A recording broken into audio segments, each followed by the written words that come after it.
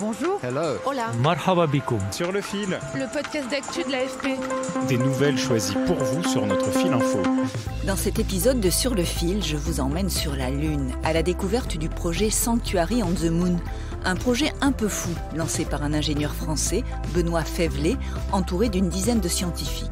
Son objectif est de déposer sur la Lune une capsule contenant un condensé de notre humanité.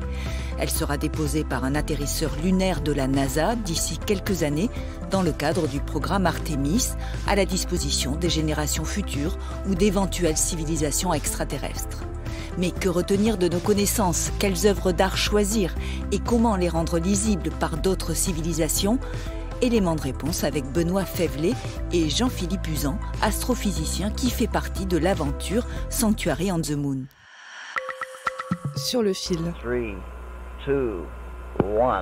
MDS, we have ignition, we have a liftoff.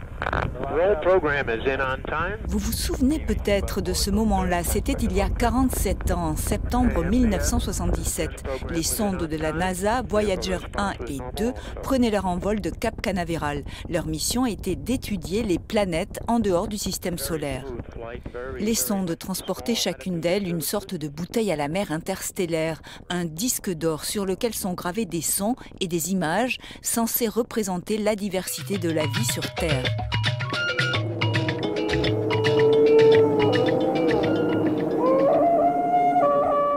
C'est cet événement qui va inspirer plus tard le jeune Benoît Faivelet, lecteur passionné de la Terre à la Lune. Et comme Jules Verne, c'est la Lune qui fait rêver le jeune bourguignon. Alors, un demi-siècle plus tard et après des études d'ingénieur, Benoît Faivelet, passé par la case journaliste et entrepreneur, a pour ambition de créer une version du XXIe siècle de ces fameux disques d'or. Donc Sanctuary, ça n'a pas vocation d'encyclopédie.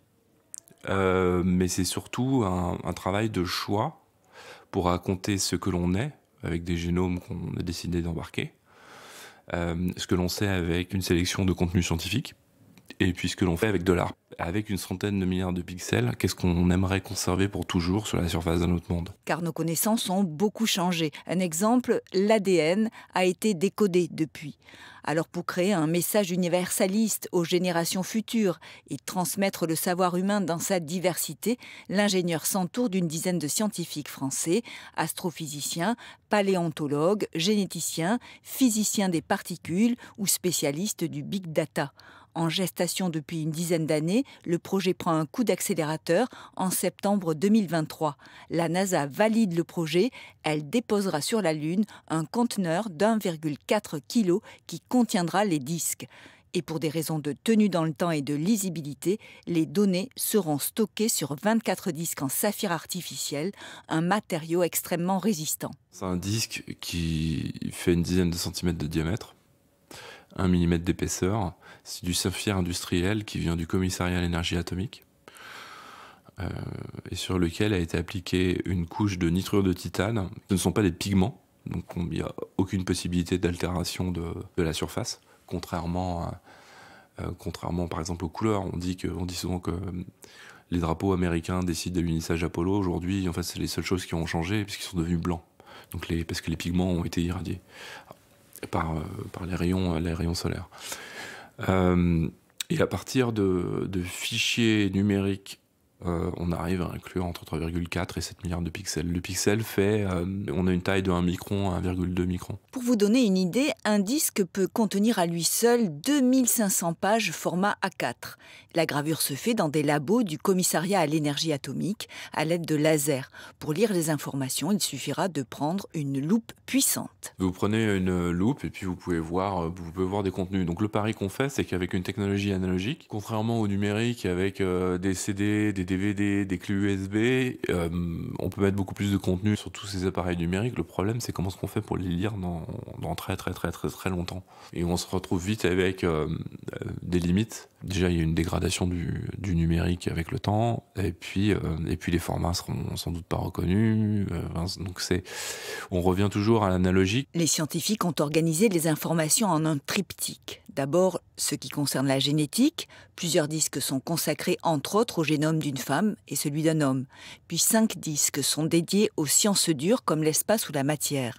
Alors pour que l'être humain ou l'extraterrestre puisse comprendre et décoder les informations, une sorte d'alphabet sera gravé au centre du disque. Un peu comme la pierre de Rosette qui a permis à Champollion de percer le mystère des hiéroglyphes égyptiens. Sur les disques sciences, on a des histoires scientifiques qui peuvent aller de la matière noire au trou noir, jusqu'aux exoplanètes, jusqu'à la physique des particules. Et donc pour raconter ces histoires scientifiques, on est obligé d'utiliser des unités comme des kilomètres, comme des ampères, comme des secondes, donc avec des unités de temps, de longueur, de masse et d'autres.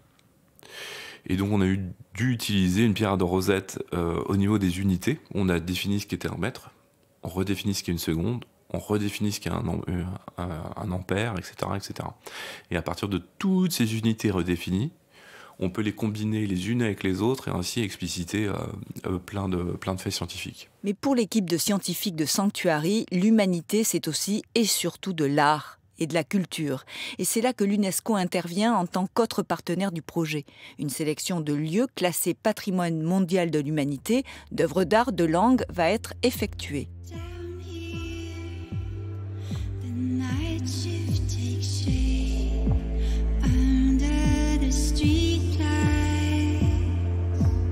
Des artistes ont aussi créé des musiques pour le projet, comme ce titre du groupe norvégien Flunk.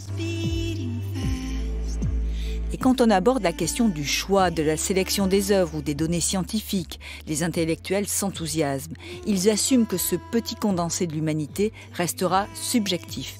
Écoutez Jean-Philippe Usan, cet astrophysicien du CNRS qui fait partie du comité de sélection des œuvres. On voulait parler de l'humanité. En aucun cas, nous ne pouvions représenter l'humanité. Nous allions nécessairement être incomplets. Et donc, je me suis dit, il faut assumer tout ça. Et une façon de l'assumer, c'est de considérer ces objets comme des œuvres d'art. Parce qu'un artiste, au moment où il va créer quelque chose, ne se pose pas la question de savoir s'il est représentatif de l'humanité. En effet, si son travail va toucher des gens, eh bien, ils vont s'y reconnaître, indépendamment de leur culture, de leur genre, de leurs origines, de leurs croyances. Ils peuvent s'y reconnaître et y être touchés. Et c'est comme ça que le scientifique s'est amusé à sélectionner tout ce qui a trait au jeu. Alors, partout où on va dans le monde, on se rend compte que les humains jouent. Donc on s'est dit, mais on doit montrer que les humains aiment jouer. Et donc, on va pas mettre tous les jeux de société qu'on peut imaginer, mais il y a des jeux qui ont traversé toute l'histoire de l'humanité. Donc, on a par exemple des jeux de dés, donc déjà de mettre le patron d'un dé, 1, 2, 3, 4, 5, 6, les règles de quelques jeux de dés. On a le jeu d'échecs qui est quand même un des jeux iconiques. Il y a une marelle quelque part. Et il va y avoir des petits éléments de jeux électroniques pour montrer qu'il y a de la pop culture. On peut imaginer des choses assez iconiques comme Pac-Man, par exemple. Pour l'astrophysicien, il est très important de laisser aux générations futures des notions de sciences dures. Mais l'imagination, et notamment celle des enfants, doit faire partie du voyage sur la Lune. Je travaille beaucoup avec une association, on va voir les enfants hospitalisés, en particulier en hospitalisation longue, on fait des projets avec eux. Et on a récolté des dizaines, peut-être même des centaines de dessins d'enfants. Où ils devaient dessiner leur voyage sur la Lune. Donc, dans le disque, parsemé de ci, de là, ces dessins sont là. Et moi, j'avais promis à ces enfants-là que ces dessins iraient sur la Lune. Pour l'instant, Benoît Fèvlet passe le plus clair de son temps dans son bureau à Paris. Il lève des fonds pour créer le matériel, faire des tests, rémunérer les équipes qui conçoivent les disques et aussi pour organiser des événements comme des concerts ou des expositions autour des contenus. C'est un rêve de gosse. Maintenant, 95% du temps, ça peut être de la prise de tête, mais il y a toujours ces 5% de plaisir. Ces 5% de plaisir, ils prennent toujours le pas sur les 95 autres %. Merci de nous avoir écoutés. Je suis Emmanuelle Bayon. Sur le fil revient demain. Si cet épisode vous a plu, alors n'hésitez pas à vous abonner et à nous mettre plein d'étoiles. À bientôt.